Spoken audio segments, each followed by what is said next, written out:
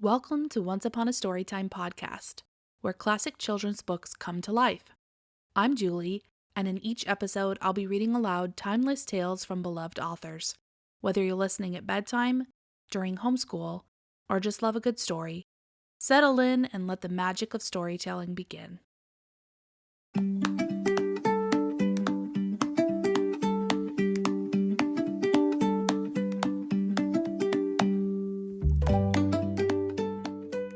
The Tale of the Flopsy Bunnies by Beatrix Potter. For all little friends of Mr. McGregor and Peter and Benjamin. It is said that the effect of eating too much lettuce is soporific. I have never felt sleepy after eating lettuces, but then I am not a rabbit. They certainly had a very soporific effect upon the Flopsy Bunnies. When Benjamin Bunny grew up, he married his cousin Flopsy. They had a large family, and they were very improvident and cheerful. I do not remember the separate names of their children. They were generally called the Flopsy Bunnies. As there was not always quite enough to eat, Benjamin used to borrow cabbages from Flopsy's brother, Peter Rabbit, who kept a nursery garden. Sometimes Peter Rabbit had no cabbages to spare.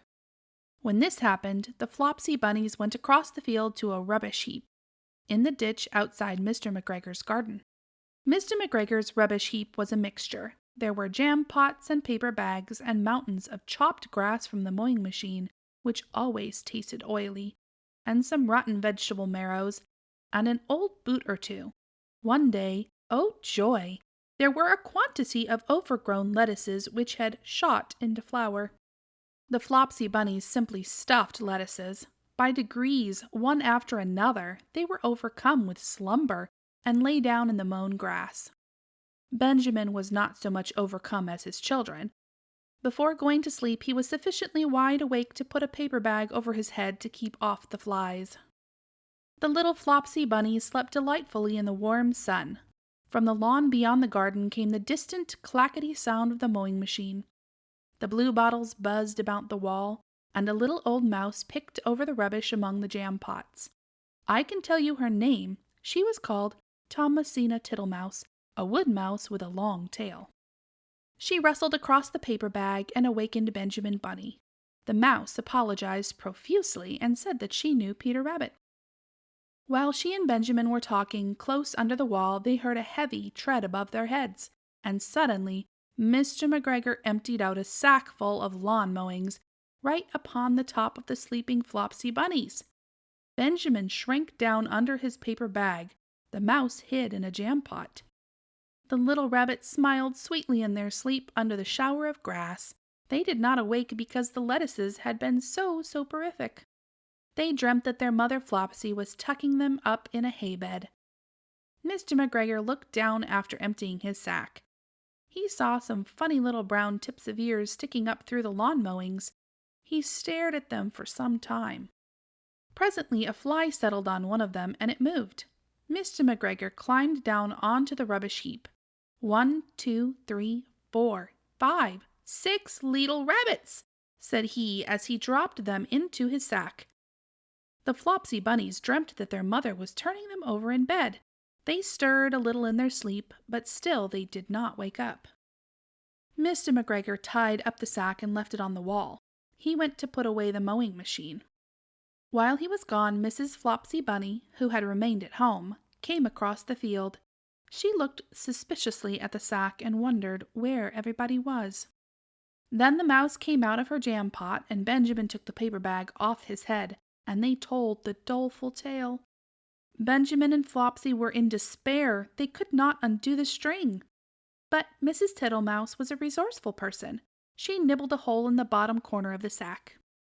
The little rabbits were pulled out and pinched to wake them. Their parents stuffed the empty sack with 3 rotten vegetable marrows, an old blacking brush, and 2 decayed turnips. Then they all hid under a bush and watched for Mr. McGregor.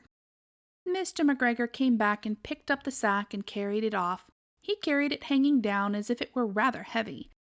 The Flopsy Bunnies followed at a safe distance. They watched him go into his house, and then they crept up to the window to listen. Mr. McGregor threw down the sack on the stone floor in a way that would have been extremely painful to the Flopsy Bunnies. if they had happened to have been inside it. They could hear him dragging his chair on the flags and chuckle. 1, 2, 3, 4, 5, 6 little rabbits, said Mr. McGregor. Eh? What's that? What have they been spoiling now? Inquired Mrs. McGregor. 1, 2, 3, 4, 5, 6 little fat rabbits, repeated Mr. McGregor, counting on his fingers. 1, 2, 3. Don't you be silly. What do you mean, you silly old man? In the sack. 1, 2, 3, 4, 5, 6, replied Mr. McGregor. The youngest Flopsy Bunny got upon the window-sill. Mrs. McGregor took hold of the sack and felt it. She said she could feel 6, but they must be old rabbits because they were so hard and all different shapes. Not fit to eat, but the skins will do fine to line my old cloak. Line your old cloak, shouted Mr. McGregor. I shall sell them and buy myself baccy. Rabbit tobacco. I shall skin them and cut off their heads. Mrs. McGregor untidied the sack and put her hand inside. When she felt the vegetables, she became very, very angry. She said that Mr. McGregor had done it a purpose. And Mr. McGregor was very angry too. One of the rotten marrows came flying through the kitchen window and hit the youngest Flopsy Bunny. It was rather hurt. Then Benjamin and Flopsy thought it was time to go home. So Mr. McGregor did not get his tobacco, and Mrs. McGregor did not get her rabbit skins. But next Christmas, Thomasina Tittlemouse got a present of enough rabbit wool to make herself a cloak and a hood and a handsome muff and a pair of warm mittens. You've been listening to The Tale of the Flopsy Bunnies.